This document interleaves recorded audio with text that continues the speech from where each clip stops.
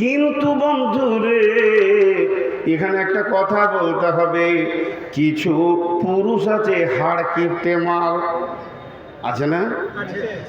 আপনার শ্বশুরের বেটিটা, আপনার শাশুড়ির বেটিটা, ওই ছেলেটা ওই মেয়েটাকে তার ভাই তার বাপ 16 বছর 18 বছর করেছে, সিজনে আঙ্গুর এনে দিয়েছে। এক ভাই বলছে খাদিজা আপেল দুটো তোর জন্য নিলাম, ছোট ভাই বলছে খাদিজা রে মৌসম্বি নিয়ে আসলাম, আব্বা এলো হাটে থেকে আঙ্গুর এনে দিল। আবার তার থেকে আর একজন বলছে এলে দুটা চপ।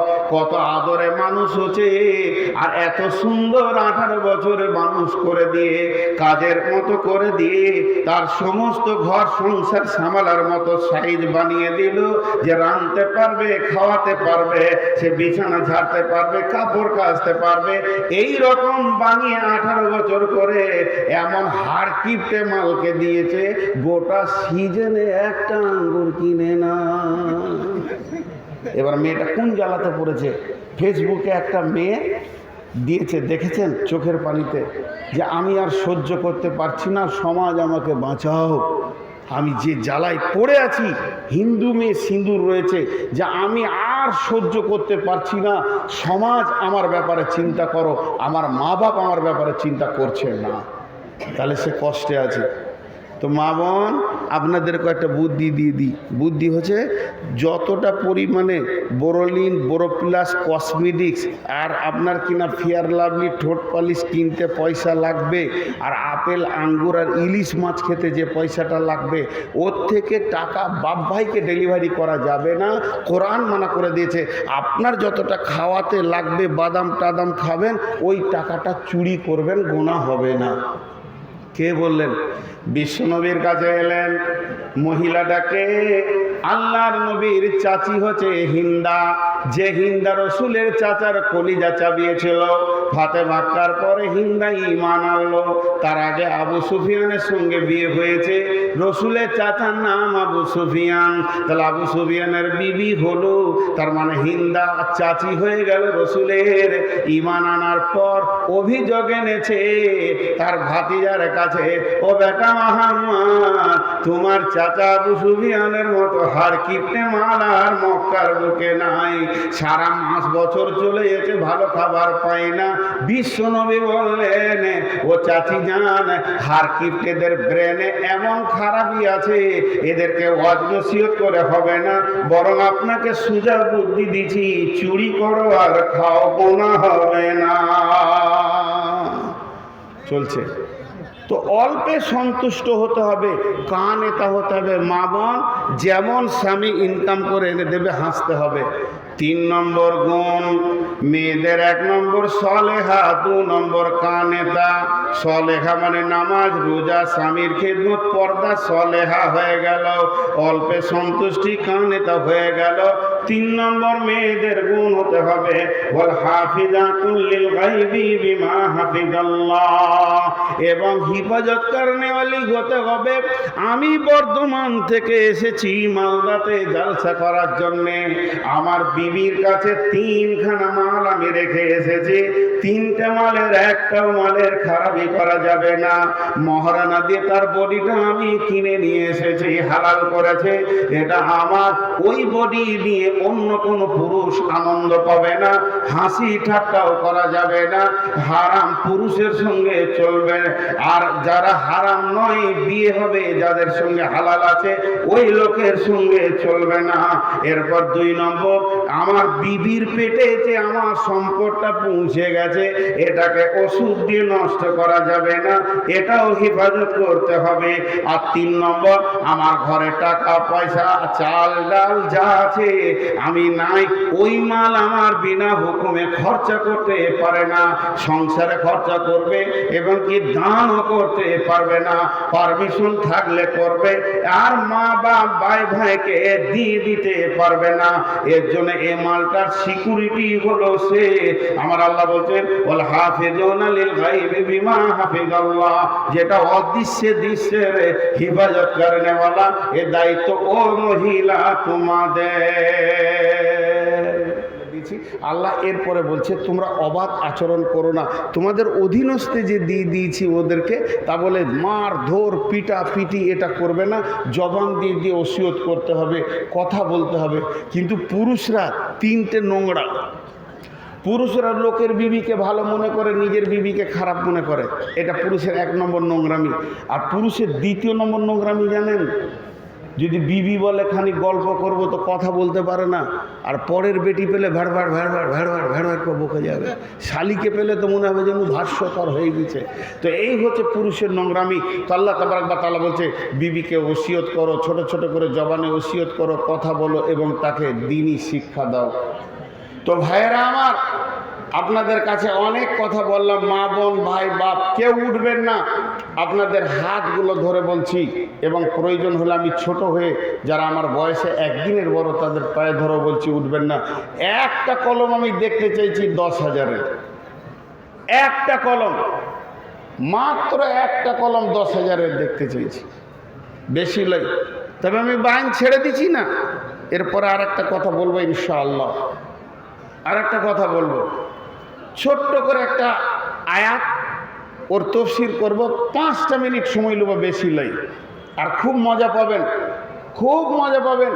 এই তফসিরটা যখন আমি দেখেছি, একটা আয়াতে 4 রকম তফসির। জি, আল্লাহ বলেছেন, আর আল্লাহর কথার ভিতরে কি তথ্য আছে দেখেন।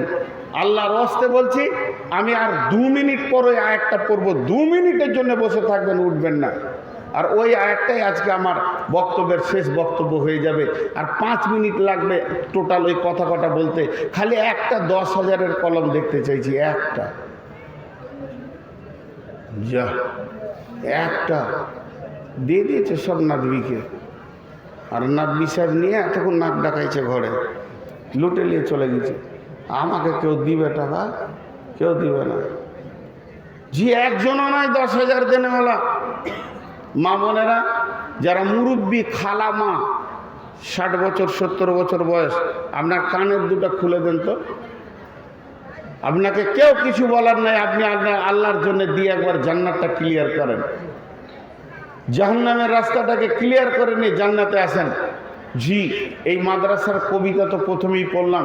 এই মাদ্রাসাটা তারানগরওয়ালারা বানায়নি, ভাদরওয়ালারা বানায়নি। এই মাদ্রাসা দেখিয়ে গেছেন নবী মুহাম্মদ সাল্লাল্লাহু আলাইহি সাল্লাম, মসজিদে নববীতে আসহাবে সুফফা মাদ্রাসা তৈরি করে। অতএব আপনাদের কাছে আমি চাইছি, কেউ আছেন, আর মাঝে একটা কথা বলেনি, সেটা হচ্ছে যে আমি হজ বা উমরাতে লোক নিয়ে যাই, নিজে ট্রাভেলস করেছি। যদি কেউ যেতে চান যোগাযোগ করবেন আমার নম্বরে, নাম্বার না থাকে মাদ্রাসার সেক্রেটারির সঙ্গে যোগাযোগ করবেন, বদরুদ্দোজা নাদবির সঙ্গে যোগাযোগ করবেন, এবং ফেসবুকে আমার নাম্বার দেওয়া আছে, অফিসের 2খানা নাম্বার দেওয়া আছে। আল্লাহর গোলাম কেউ আছেন, একটা 10,000 দেখতে চাইছি, ঠিক আছে, শুধু তর্জমাটা করে দিই। আল্লাহ তাবারাক ওয়া তাআলা বলেছেন, হুন্না লিবাসুল লাকুম ওয়া আনতুম লিবাসুল লাহুন্না, হুন্না লিবাসুল লাকুম ওয়া আনতুম লিবাসুল লাহুন্না, হুন্না লিবাসুল লাকুম ওয়া আনতুম লিবাসুল লাহুন্না।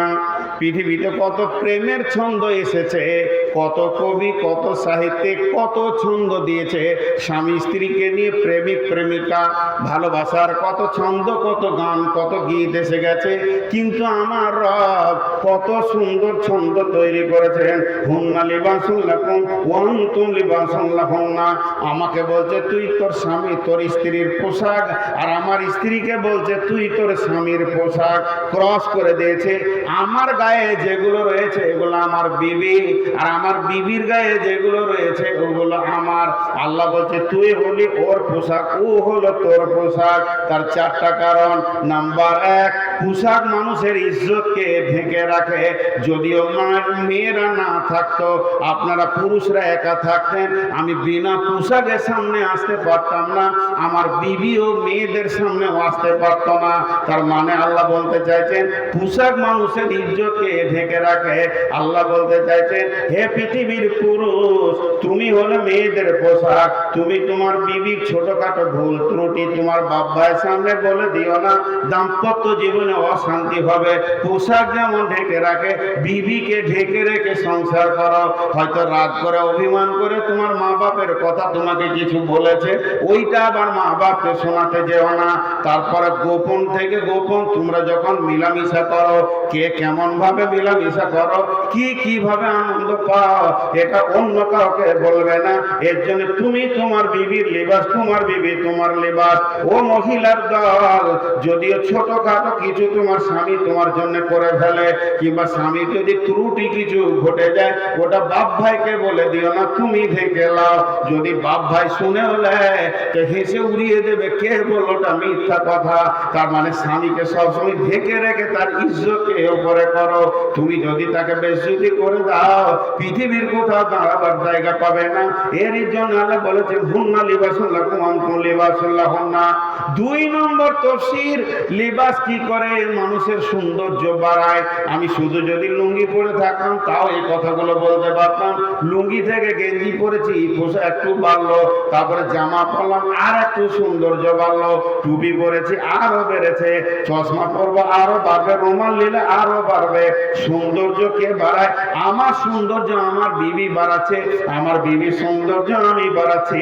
এখান থেকে আল্লাহ বলতে চাইছে, যখন কোনো আমার খালা মামার ঘরে কোনো আনন্দের অনুষ্ঠান হবে, বিবিকে বলবো তুমি আমার সঙ্গে চলো। আল্লাহ বলছে তুইও সঙ্গে ধরেলে, খবরদার বলবি না মাথা ব্যথা পেট ব্যথা, যাবো না, তুমি চলে যাও, তাহলে ওর সৌন্দর্য হারিয়ে যাবে।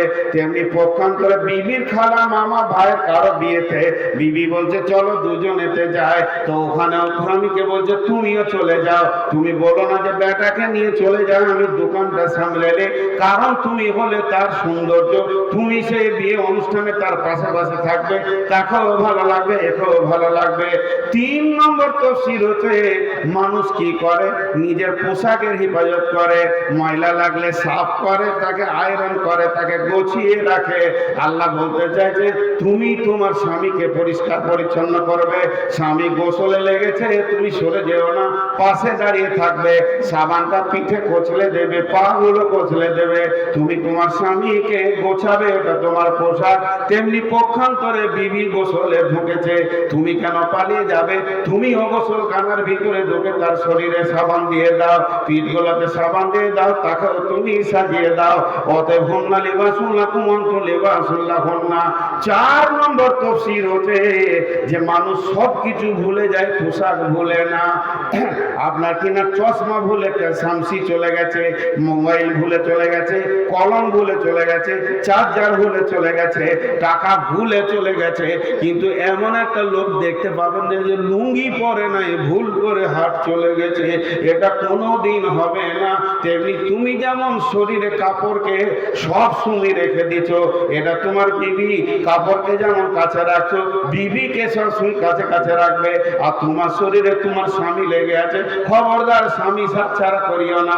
বাপের বাড়িতে গিয়ে খালি ফোন করিও না যে আরো 1 মাস যাব না, এটা বোকামি করবে, সাথ ছেড়ো না।